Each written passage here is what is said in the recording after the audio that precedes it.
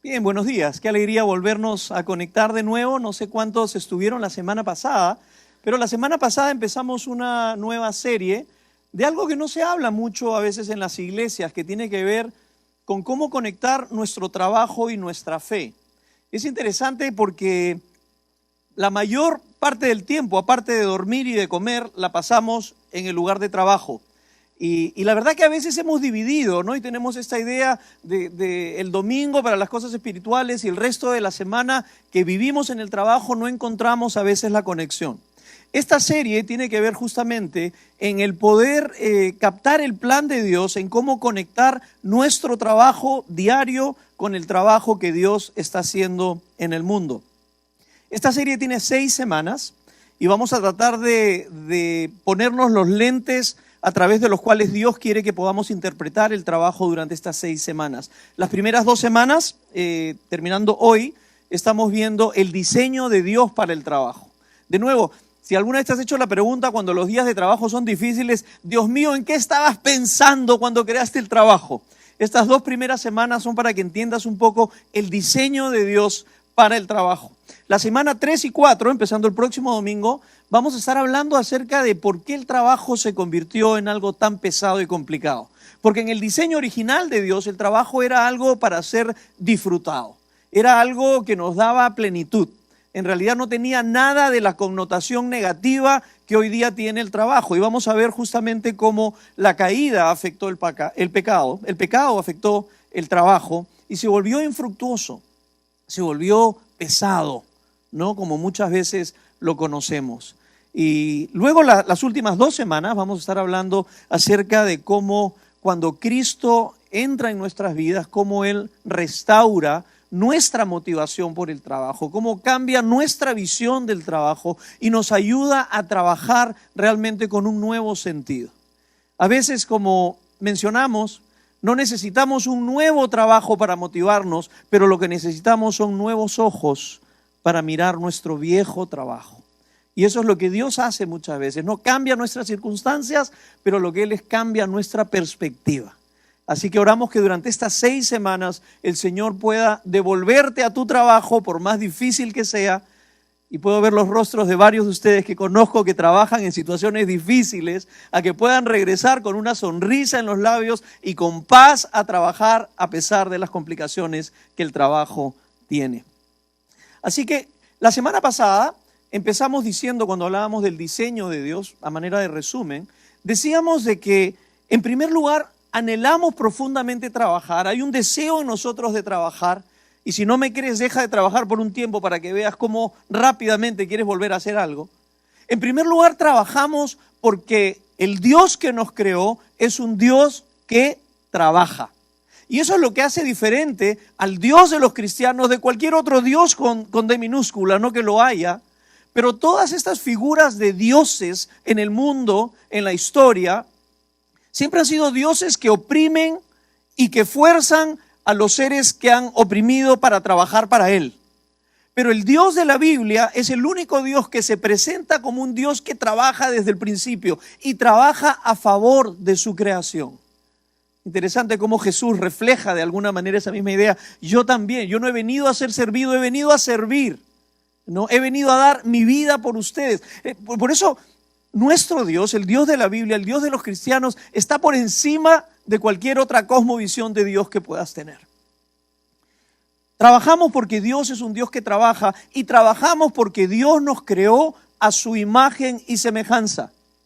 Y decíamos el domingo pasado que ser creados a imagen de Dios puede significar muchas cosas, pero la más directa, en todos los versículos anteriores a cuando dice que fuimos creados a imagen de Dios, si tenemos que examinar qué sabemos acerca de Dios, lo único que sabemos es que Dios es un Dios creador y que trabaja. Porque la Biblia dice, Dios, en el principio Dios creó los cielos y la tierra. Y luego describe todo su trabajo.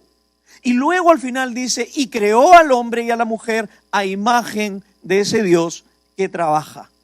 Así que trabajamos en primer lugar porque Dios trabaja y porque nos creó a su imagen para seguir trabajando como Él trabaja. ¿Ok? Hoy día vamos a ver otras 2 razones importantes en el diseño de Dios para el trabajo. En primer lugar, vamos a ver el trabajo como una comisión de parte de Dios, como un mandato de parte de Dios para ser co-creadores de cultura con Él. ¿Ok? O sea, de alguna manera, hoy en día que está tanto de moda esta palabra artesanal, ¿no? Panes artesanales, bueno, cerveza, no sé si toma cerveza artesanal, pero hay bastante cerveza artesanal, pizzas artesanales, todo artesanal. El Señor nos creó para ser artesanos de la cultura. Y probablemente esto es algo que de repente no has escuchado mucho en la iglesia, pero fuimos creados por Dios con un mandato, con una comisión de ser creadores de cultura. Eso vamos a ver el día de hoy, pero también que fuimos creados por Dios para trabajar, para poder también poner nuestras vidas y nuestro trabajo al servicio de Dios. ¿Ok? Vamos a enfocarnos en esos dos puntos el día de hoy. Veamos el primero, el trabajo como comisión o como mandato de Dios a ser creadores de cultura. Génesis capítulo 1, verso 28. Dice, luego Dios los bendijo con las siguientes palabras. Una bendición, esta es la bendición de Dios. Sean fructíferos y multiplíquense. Llenen la tierra y gobiernen sobre ella. Estas son las dos bendiciones, las dos instrucciones que les da primero al hombre. Llenen la tierra y gobiernen sobre la tierra. Reinen sobre los peces del mar, las aves del cielo y todos los animales que corren por el suelo. Fíjate que el jardín del Edén, algunos le conocen como el paraíso terrenal, ¿no? Fue una especie como de un jardín. No sé si recuerdas, de repente tú recuerdas más cuando llevas a tu niño al jardín. Y lo llevas al jardín, lo llevas al nido y está todo es hermoso, todo es seguro, todo es decorado, todo está preparado para que estos niños comiencen a florecer, ¿verdad? De alguna manera, el jardín del Edén era un espacio seguro, era una especie de ecosistema seguro donde el hombre podía comenzar a experimentar lo que significaba ser hecho a imagen de Dios. Era un ambiente seguro.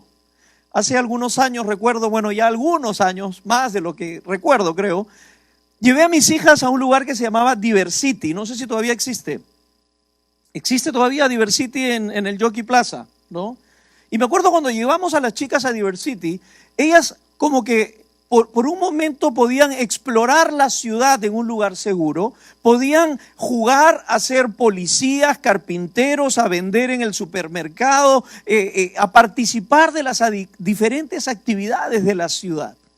Ahora quiero que pienses en el jardín del Edén como un espacio seguro que Dios creó para que los primeros hombres, Adán y Eva, comenzaran a crecer y a desarrollar lo que significaba ser imagen de Dios y a seguir creando así como Dios creó, a seguir trabajando como Dios trabajó. Y allí en el Edén, allí en ese jardín, Dios preparó todo para desarrollar al hombre en todas las áreas. En el área espiritual, por ejemplo, ¿no? De entre todas las instrucciones que le da, recuerdan, hay una que le dice, de todo árbol, ¿no? De todo árbol podrás comer, menos del fruto del árbol de la vida, ¿no? Del conocimiento del bien y del mal, porque si comes de ese árbol, ciertamente morirás. O sea que en medio de toda la libertad de gobernar en esa creación que Dios había hecho, Dios le pone un límite para ayudarlo a desarrollar y crecer en un sentido espiritual a través de la obediencia. Y a recordar que aunque era Señor de la creación, Él no era el Señor sobre el Señor. Él tenía un Dios. Así que fíjate que en este jardín del Edén le da la oportunidad de, a través de la obediencia, de desarrollar su espiritualidad. Le da la oportunidad también de desarrollar su intelecto y su vocación, ¿no? ¿Cuál es el trabajo que le da? ¿Ah? Ponle nombre a algunos animales, ¿eso le dijo? A todos los animales. A los del mar, a los de la tierra, a los del cielo, todos los animales tienen que tener un nombre y tu trabajo va a ser nombrar los animales. No sé cuándo fue la última vez que estuviste en un zoológico. Yo en Pucallpa íbamos a cada rato, en el Pequepeque cruzábamos al mini zoológico, que íbamos a cada rato y cada vez tenía que mirar el letrerito para saber cómo se llamaba ese animal. El trabajo te aseguro que no fue para nada fácil. Imagínate estar frente a un hipopótamo por primera vez. ¿Cómo le llamarías? Hipopótamo, ¿no? O frente al gorila, o frente a un tigre. ¿Qué tal trabajo? Y eso me hace pensar cuánto tiempo debe haber durado esta etapa. No creo que eso fueron solamente algunos días. Les dio un trabajo para desarrollar y estimular su intelecto. Les dio la obediencia para estimular su espiritualidad. Pero les dio un jardín no desarrollado justamente para practicar lo que tenía que ver con desarrollar y continuar el trabajo que Dios les había dado. La semana pasada le decía a Ayrton, espero que no haya venido hoy día por eso que le dije, pero que en el jardín del Edén Dios no había creado una guitarra. Dios no había creado los artefactos que nosotros conocemos el día de hoy. Él dejó todo en materia prima para que nosotros lo desarrolláramos. Entonces le da todos los elementos para utilizar su creatividad. Así que lo primero es que quiero que pongas en tu mente cuando piensas en trabajo, que el trabajo fue algo bueno, fue algo positivo, fue algo que Dios creó para nuestro desarrollo en convertirnos en imagen de Dios. Así que el primer mandato de alguna manera en este ecosistema que Dios lo había puesto al hombre tenía que ver con ser creadores de cultura. Fíjate que hay dos cosas que le indica el Señor. En primer lugar le dice, los bendice y los llama para llenar la tierra, ¿no? Ahora, para llenar la tierra Dios no necesitaba al hombre. Si Dios había creado a Adán y había creado a Eva, Él tranquilamente podía haber llenado la tierra Él solo. Pero Él no quería hacer ese trabajo solo. Él quería que el hombre fuera parte, no solamente de multiplicar individuos por toda la tierra, como a veces parece que nosotros lo hacemos. Dios tenía en mente que el hombre sea parte de crear civilizaciones y crear comunidades y sociedades. Y no podía llenar la tierra de gente y luego formar estas sociedades. Conforme la raza humana iba creciendo, se iba extendiendo, había que crear una serie de elementos necesarios para que esta sociedad prospere. Así que el primer llamado que Dios le da es el de llenar la tierra, poblar la tierra, multiplicarse como imagen de Dios por toda la tierra. Y el segundo llamado que Dios le da es el llamado a gobernar sobre la tierra. Otras traducciones dicen sojuzgar la tierra. ¿Pero qué significa esto?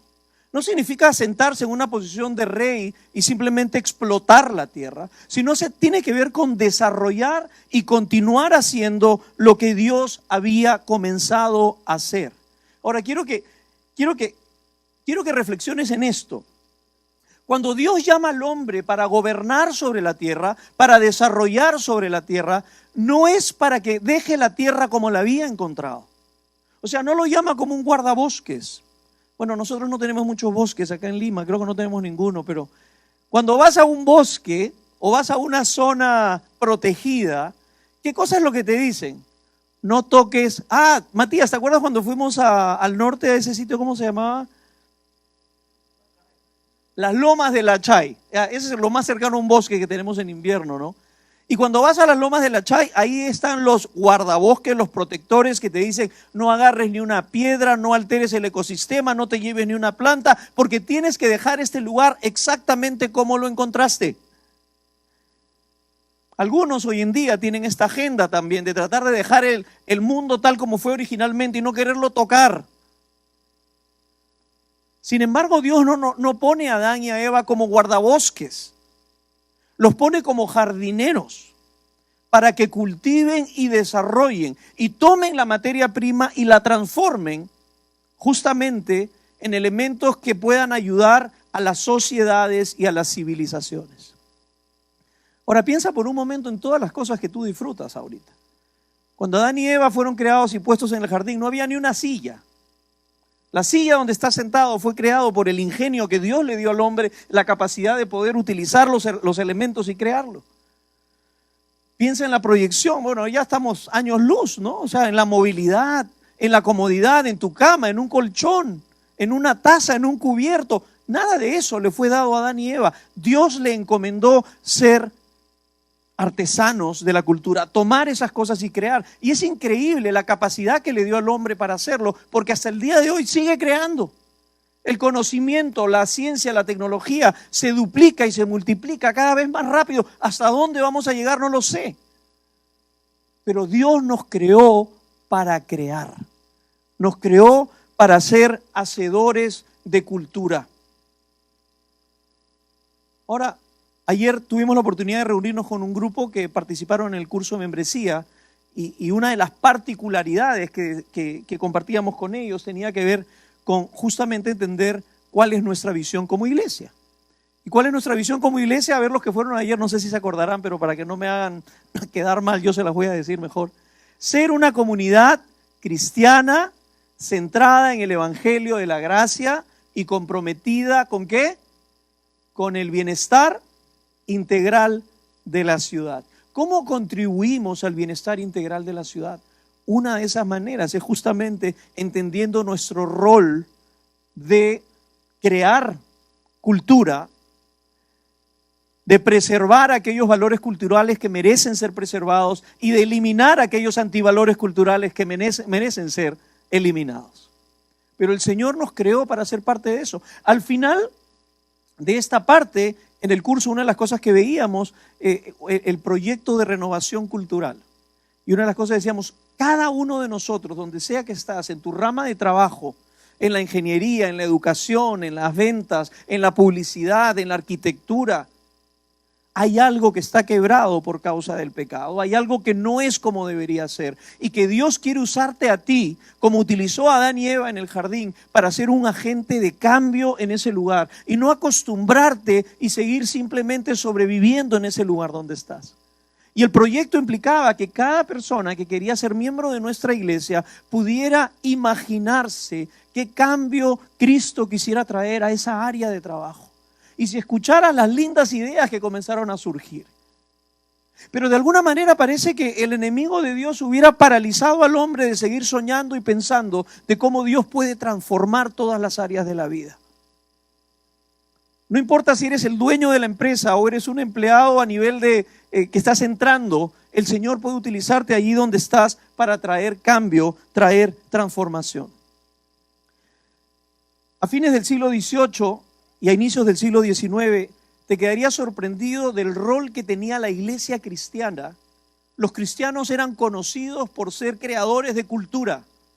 Los mejores artistas, los mejores pintores, muchísima de la producción de la cultura humana fue hecha por gente de la iglesia. Pero es interesante, luego las cosas comienzan a cambiar, la iglesia comienza a perder de alguna manera la autoridad que tenía ante el mundo, la gente comienza a mirar negativamente a la iglesia y la iglesia asume un rol extremista o dos roles extremistas. Un sector de la iglesia se aparta totalmente de la cultura y comienza solamente a predicar salvación. Dios quiere salvar tu alma, no tenemos nada que ver con la cultura. Y otro segmento se va al otro extremo y solamente se dedica a hacer obra social. Vamos a hacer hospitales, colegios, y se olvidaron del evangelio y de la salvación. Aquí en la iglesia de la ciudad queremos recuperar de alguna manera estos dos elementos. La predicación del evangelio, porque es lo único que nos trae esperanza eterna, la salvación por medio de Jesucristo, pero también estar comprometidos con el rol que Dios nos ha llamado a tener una influencia en la cultura. Andy Crouch escribe un libro buenísimo que se llama Hacedores de Cultura o Culture Making, donde él dice que la iglesia poco a poco se fue volviendo súper pasiva frente a la cultura y se convirtió en observadora de diferentes maneras, ya sea en primer lugar volviéndose condenadores de la cultura. No sé si has conocido o de repente tú has pasado por ahí o de repente ahorita tú tienes esa posición. Te tratas de, como cristiano, miras desde lejos la cultura y todo lo que está pasando fuera de la iglesia y condenas la cultura. Quizás has sido formado, veo algunos hermanos que han estado en alguna iglesia donde yo estuve, donde te prohibían ir al cine, mirar cualquier cosa, escuchar cualquier canción que no sea cristiana. Porque condenan la cultura. Toda la cultura la ponen en un saco y dicen toda la cultura, si no tiene un aporte cristiano, es condenable. Esa es una actitud pasiva, porque no cambia nada, solamente la condenas. Y hay cosas, no me entiendas mal, hay cosas que merecen ser condenadas. No digo que todo tiene que ser aprobado. Hay cosas que tienen que ser condenadas. Pero a veces cierto sector del cristianismo ha hecho esto su postura. Por eso está la palabra postura. Es como cuando siempre te sientas en la misma postura. Te inclinas hacia el mismo lado. Tienes esa tendencia siempre a condenar todo lo que no sea cristiano. Luego están los que de alguna manera se han vuelto críticos de la cultura. Ellos ya sienten que están a un paso más allá. No, nosotros no condenamos la cultura, damos un paso atrás y criticamos y nos volvemos jueces en decir, esto es bueno, esto es malo, esto es bueno, esto es malo. Y hay que tener la capacidad de poder criticar correctamente la cultura, pero también la crítica de la cultura no va a transformar nuestra cultura.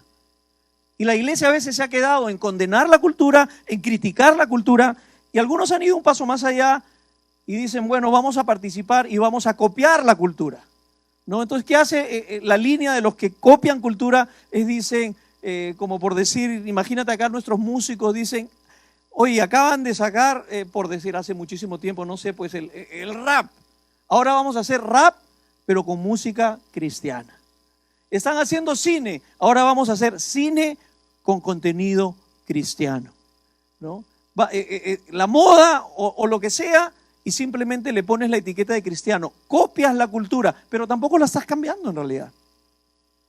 Y a veces somos malos copiando también, porque lo que copiamos no tiene la misma calidad a veces de lo que se prepara afuera.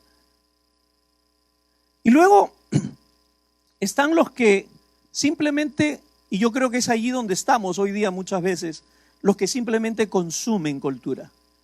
No critican, no condenan, no copian, no nada. Solamente consumen todo lo que la cultura produce y ni siquiera se preguntan si es algo que es bueno, es malo, glorifica a Dios, es algo que contribuye a tu vida o no, y simplemente consumes todo lo que la cultura te ofrece. Y sinceramente creo que la iglesia está altamente influenciada por esta postura de simplemente consumir cultura. Ahora fíjate, todos estos elementos no hacen absolutamente nada para crear y cambiar la cultura de nuestra ciudad. Dios nos ha llamado a ser creadores de cultura. Eso es la primera convicción que quiero que tengas. Nos ha llamado a ser reformadores de la cultura. Eso es lo primero que tenemos que tener claro si queremos volver a mirar nuestro trabajo con los mismos ojos que Dios los ve. A menos que la iglesia entienda su rol activo en la renovación de la cultura, no tendremos un impacto real en la ciudad. ¿Cómo es posible que ciudades donde hay mayor porcentaje de cristianos, se supone que debería haber más redención, ese lugar se debería parecer un poquito más al cielo, pero cómo es posible que a mayor porcentaje de cristianos, muchas veces la ciudad está como si los cristianos no existieran en ese lugar? Porque han hecho esta división entre lo espiritual y lo secular. Al César lo que es del César, a Dios lo que es de Dios. Dios es Dios de la iglesia, pero no es Dios de lo que sucede de lunes a sábado fuera. Esa mirada tiene que cambiar. Dios es Dios de todo, no solamente de lo que ocurre aquí el domingo. Dios es Dios de lo que ocurre en tu industria, en tu trabajo, en tu rubro, en tus estudios. Y a menos que entendamos que Dios ha llamado a su iglesia a estar al frente en el proceso de crear, de restaurar la cultura, vamos a pasivamente convertirnos en espectadores mientras nuestra cultura se sigue destruyendo. No sé qué sientes tú, pero yo siento una tremenda esperanza. Que si aunque sea un reducido grupo de personas estamos aquí, comenzamos a entender el llamado de Dios como cristianos y como hijos de Dios, no solamente a convertir almas, sino a redimir la cultura, tengo más esperanza de lo que Dios puede hacer en nuestra ciudad. Tu fe tiene mucho más sentido si entiendes que Dios quiere utilizarte como un redentor de la cultura en el lugar donde estás por medio de Jesucristo. ¿Qué cambios quisiera traer Cristo a tu área, a tu cultura, a tu lugar donde tú estás? El Señor, cuando entra en un lugar, nunca lo deja como estaba, siempre lo transforma. ¿Cómo el Señor quiere transformar el lugar donde tú estás?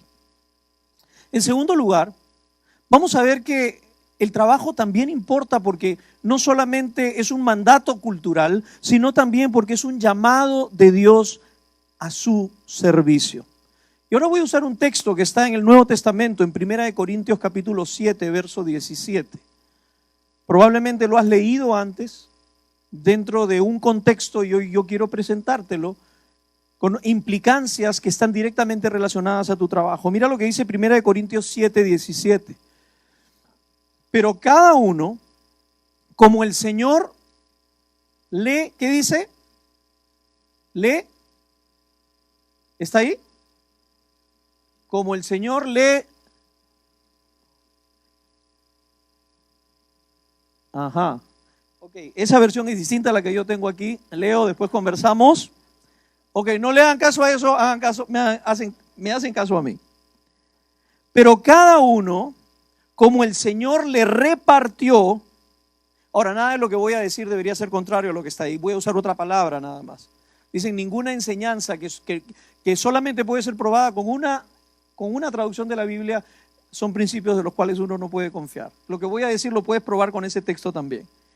Cada uno como el Señor le repartió y como Dios llamó a cada uno, así haga. Esto ordenó en todas las iglesias. Eso está escrito en Corintios, instrucciones de Pablo. Les dice, así como el Señor te encontró en el momento que tú viniste a Él, en el momento que le entregaste tu vida, ¿no? Dice que el Señor te repartió algo y que también te llamó a algo, ¿ya? Ahora, quiero que prestes especial atención a estas dos palabras, repartió y llamó. El hecho de que el hombre es imagen de Dios, por el solo hecho de ser un ser humano, Dios le repartió en ese momento una caja de herramientas llena de habilidades, especialidades, fortalezas y cosas que esa persona puede utilizar. No solamente Dios le entregó a los cristianos habilidades y capacidades, se la entregó a todo ser humano al margen de su vocación religiosa o al margen de sus creencias. Es por eso que uno puede encontrar artistas que son tremendamente mejores que un artista de repente cristiano. Es por eso que uno puede ver a ingenieros y dentistas al margen de su fe que tienen habilidades y que son quizás a veces mucho más capaces. Porque Dios a cada uno le entregó su caja de herramientas desde el momento que te creó y la fue desarrollando a lo largo de tu vida al margen de tus propias convicciones. Pero cuando Dios irrumpe en la vida de un ser humano, Él toma esa caja de herramientas y le da un sentido diferente. Y es ahí donde pasa de asignar a llamar. Yo te di una caja de herramientas que has estado utilizando hasta aquí para cuidar de ti, para cuidar de los tuyos, para proveer a tu familia. Pero yo ahora que eres mi hijo, ahora que estás en una relación conmigo, yo quiero llamarte y que utilices esa caja de herramientas para servirme a mí. Y eso significa vocación en un sentido cristiano. Es cuando recibes el llamado de Dios a utilizar esa caja de herramientas que Dios te dio, profesión, vocación, habilidades, fortalezas, capacidades, y la pones al servicio de Dios, no solamente a tu servicio personal. Eso es llamado, eso es vocación. Señor, me has dado facilidad para la música, me has dado facilidad para administrar, me has dado facilidad para abrir negocios, me has dado facilidad para hacer dinero, me has dado facilidad para organizar las cosas desorganizadas, me has dado facilidad para enseñar a cada uno de ustedes. Y me encantó cuando Matías lo compartió ayer cuando hablábamos acerca de la generosidad. Todo lo que tienes te lo ha dado Dios. Los contactos que tienes, la mente que tienes, la salud que tienes, la familia que tienes, el lugar donde naciste, los estudios donde estuviste, nada de eso sería posible si no hubiera sido por la intervención de Dios. Así que por más que tú tengas esa línea de pensar, todo esto lo he logrado yo a punta de mi esfuerzo, déjame decirte que el Señor así te puede dar una gran lección. Nada de lo que eres ni de lo que tienes lo tuvieras si no fuera por la gracia de Dios. Ahora, por eso siempre el Evangelio trae conversión. Y no solamente conversión de muerte a vida, sino conversión de propósito. Y cuando hablamos de fe y trabajo, tenemos que hablar de esto. Es tu trabajo, ¿sí? Usas tus recursos y tus habilidades, pero ahora el Señor te está llamando a que utilices eso para servirle a Él. Y cuando dice la Biblia, cuando dice Pablo, así como el Señor te llamó, ahí quédate. Sí, yo sé que uno lo puede aplicar, por ejemplo, ¿no? De repente, si Dios te llamó casado, quédate casado, ¿no? Si Dios te llamó soltero, quédate soltero, a menos que el Señor en el camino haga algún cambio. Si Dios te llamó trabajando como carpintero, quédate como carpintero. No tienes que hacer un cambio para convertirte en una persona más espiritual, ¿no? Bueno, a menos que seas como un amigo que para ocupar la gerencia de este ministerio le han pedido que tiene que ser casado. Entonces el hecho de tenemos que buscarte esposa al toque, compadre, ¿no? Pero dice, mira, así como llegaste al Señor, así como el Señor llegó a tu vida, continúa haciendo lo que venías haciendo, pero con un nuevo sentido, con una nueva vocación, ¿no? No dejes lo que estás haciendo para buscar algo que sea más espiritual. No sé en tu caso, yo cuando me convertí, comencé a ir a la iglesia, comencé a crecer en mi fervor por el Señor. Ahí está mi amigo Oscar, que no me va a dejar mentir, me conoció cuando yo tenía la escuela de motocross, tenía la tienda, vendíamos motos, hacíamos eventos deportivos, promotor, estaba en todo ese mundo y en algún momento, mira, Dios es soberano. Pero sinceramente, yo comencé a mirar con un poquito de desprecio todo eso que yo hacía. Porque comencé a admirar más de repente el trabajo de un pastor o de un misionero. Y dije, no, yo no entendí lo que dice 1 Corintios 7:17 en ese momento. Y de repente dije, no, yo quiero servir a Dios. Pero no entendía que podía servir a Dios ahí donde estaba. Y dejé eso para prepararme para el ministerio. Ahora, Dios es soberano a pesar de eso. ¿Por qué? Porque Dios quiso que me quedara donde estoy. Y no quiso llevarme de regreso al mundo de donde yo venía.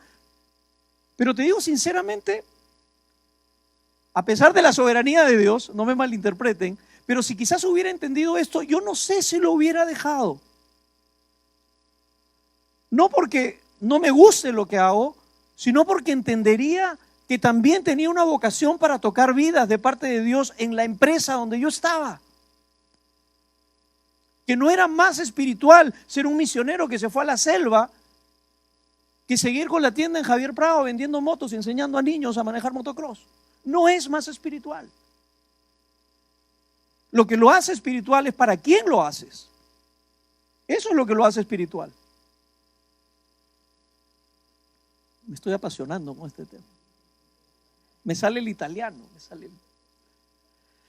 Así que recuerda que el llamado de Dios tiene que ver con eso, ¿no?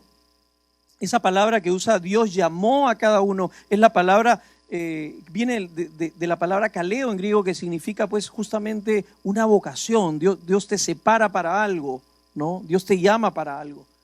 Y si bien en muchos de los textos del Nuevo Testamento esta palabra kaleo era utilizado para un llamado en un sentido espiritual, es decir, un llamado a la conversión, un llamado para que alguien abrace la fe cristiana, se arrepienta. Ese es un llamado de Dios. La iglesia son los llamados afuera del mundo para pertenecer a Él, ¿no? Y para eso Dios te equipa también y te da dones espirituales para cumplir con ese llamado. Ese es un uso que se le da en el Nuevo Testamento a la palabra kaleo. Pero Pablo, cuando le da esta palabra llamado en 1 Corintios 7:17, le da más bien un sentido de llamado a continuar haciendo lo que estás haciendo vocacionalmente, a continuar sirviendo con las habilidades que Dios te ha dado. No solamente es un llamado en un sentido de venir a la fe salvadora y usar los dones espirituales para el servicio de Dios. Eso lo implica también. Pero Pablo amplía las implicancias del llamado de Dios a un llamado a que Dios te utilice conforme a las habilidades y dones que te ha dado, para que los utilices para la gloria de Dios y para bendecir a las demás personas. Ahora, me encantaría que puedas estar en toda la serie. La otra semana vamos a comenzar a hablar cómo es que todo esto se complica. Hoy es para que tengas esta visión de Dios Y cuando alguna vez te preguntes, Dios mío, ¿en qué estabas pensando cuando creaste el trabajo? Dios lo diseñó perfecto. Y Dios nos creó para ser creadores junto con Él de cultura. Por supuesto, vuelvo a repetir, Dios crea de la nada. Nosotros creamos de la materia prima y utilizando la inteligencia que Dios nos ha dado para desarrollar las cosas. Dios no nos llamó a ser guardabosques, sino a ser cultivadores del jardín. Y hasta ahora lo debemos hacer. Y hoy día, 2022, la iglesia necesita volver a asumir su vocación. La iglesia necesita a contribuir a reformar la cultura de la ciudad donde estamos. Y la iglesia necesita volver a entender que tu profesión, tu caja de herramientas, lo que la hace verdaderamente espiritual es al servicio de quien la pones. Al servicio de quien la pones. Y quiero terminar con esta frase del autor William Diel, que dice: si los laicos son todos los que se dedican al trabajo fuera del ministerio, digamos a tiempo completo de la iglesia, acá todos son laicos. Si los laicos no pueden encontrar un significado espiritual en su trabajo, escucha bien, están condenados a vivir una innegable dualidad. Nunca llegarás a conectar lo que haces aquí el domingo en la mañana con lo que haces el resto de la semana. ¿Sabes? Me encanta cómo el evangelio lo afecta a todo, el evangelio lo cambia todo. Fíjate, si ser religioso no salva, porque creemos que la salvación es un regalo de Dios, eso es el evangelio de la gracia. Nadie es salvado por su trabajo. Somos salvados por el trabajo de Cristo en la cruz. Si la religiosidad nos salva, entonces el ministerio de servir en la iglesia no es más espiritual que tu trabajo secular. Primera implicancia. Si realmente crees el evangelio de la gracia, no puedes creer que hay trabajos que son más espirituales que otros. La segunda implicancia es que si la religiosidad no ofrece identidad, fíjate, examina tu vida o examina la vida de otros cristianos que hayas conocido, que son bien moralistas y religiosos, y su sentido de dignidad viene muchas veces de mirar por encima del hombro a los que no son tan buenos, tan justos y tan perfectos como tú. Y siempre condenando a otro uno se afirma. Esa es la clase de religiosidad que aleja a la gente de Dios más que acercarla. Buscan estatus, buscan reconocimiento. No pueden mostrarse vulnerables ni ser honestos con sus propias luchas, porque su aceptación, su estatus, su valor depende de lo que la gente diga de ellos. ¿Qué implicancia tiene esa verdad para el trabajo? El evangelio nos da la libertad entonces de saber que no tienes que buscar un trabajo para conseguir estatus ni significado, porque eso te lo da Cristo, no te la da tu carrera. Dejemos de buscar trabajo simplemente para construir una identidad. Ten la libertad de hacer aquello para lo cual Dios te creó para hacer.